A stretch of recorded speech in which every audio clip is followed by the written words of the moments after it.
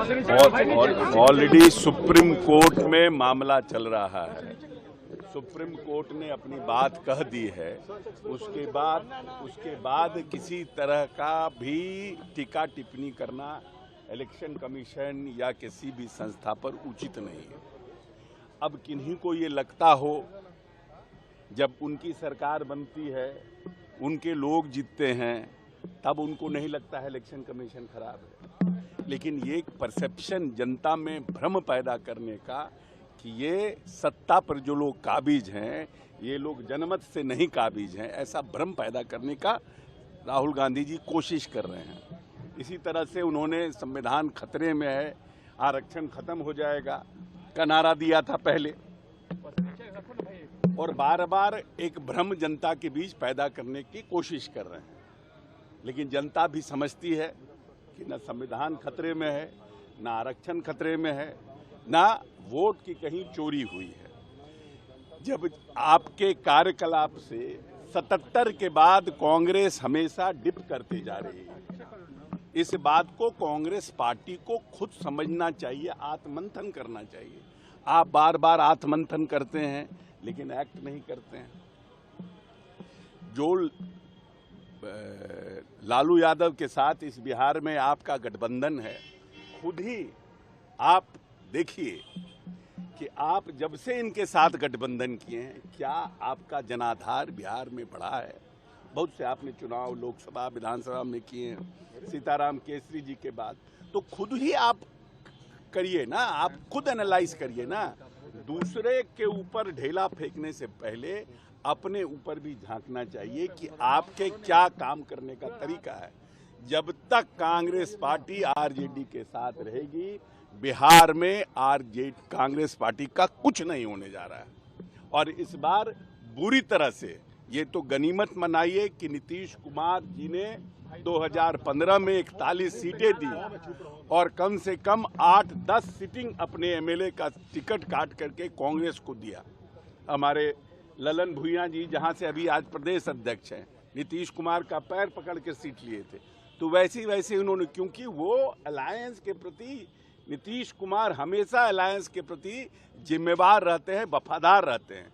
लेकिन कांग्रेस पार्टी जिनसे अलायंस करती है, अब आप नीतीश के साथ जी के साथ जब गठबंधन में अलायंस किए तो 41 में आपको 29 सीट आया, और आप जब लालू यादव के साथ 70 में अलायंस करते हैं तो आपको कितनी सीटें आती है? तो जो आपके साथ वफादार ही नहीं है, जिस गाड़ी में आप बैठे हैं वो गाड़ी का ड्राइवर आपके साथ वफादार ही नहीं है, तो फिर आपका क्या होने जाने को है? अब झूठ मूठ में इलेक्शन कमीशन को और उसको आरोपित करना हमको लगता है ये उचित नहीं। वो गंभीर सवाल उठा रहे हैं। लोकतंत्र में अगर जनता का वोट चोरी होगा तो ये तो सवाल उठेंगे। चुनाव आयोग अपनी सफाई से संतुष्ट नहीं कर पा रहा है लोगों को। श्री राहुल गांधी जी ने स्पष्ट रूप से दिखाया है किस तरह से वोट चोरी किया जा रहा है। वोट चोर गद्दी छोड़ के नारों से पूरा देश गूंज रहा है।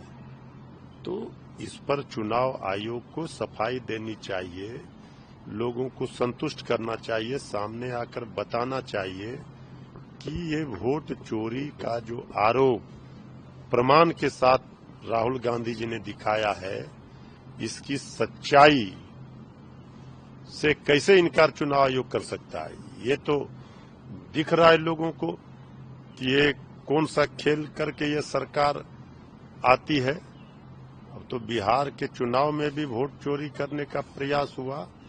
जब प्रतिकार हुआ, माननीय सर्वोच्च न्यायालय तक गए तो भेद खुल गया, पोल खुल गया। चाहे चुनाव आयोग जितना पीटे ढोल, चुनाव आयोग का खुल गया है पोल। ये भाजपा आयोग बनकर काम कर रही है, ये स्पष्ट पता चल गया लोगों को। देखिए, ये बिहार में भी घूम के गए हैं। अब बिहार में तो कोई इसका प्रभाव उनके पूरे यात्रा का रहा नहीं। यही वोट चोरी या क्या क्या बोल के गए यहाँ पर। अब बिहार में लोग एनडीए के पक्ष में, नीतीश कुमार जी के पक्ष में, उनके काम में कहाँ कोई यात्रा यही न किए हैं। कोई असर दिख रहा है क्या? क्या बोल रहा है, क्या निकाल रहा है डेटा, वही समझता है।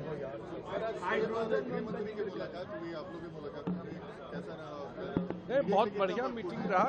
मुख्यमंत्री जी की मुलाकात अमित शाह जी से आज हुई है और स्वाभाविक है जब दो नेता मिलते हैं तो पॉलिटिकल बात भी होती है, चुनाव है तो चुनाव की बात भी होगी। सीट शेयरिंग के सर कुछ बातें हो पाई ये अभी कैसे बताया आपको? जब मैंने कहा ना ये चुनाव है तो सब बात होती है।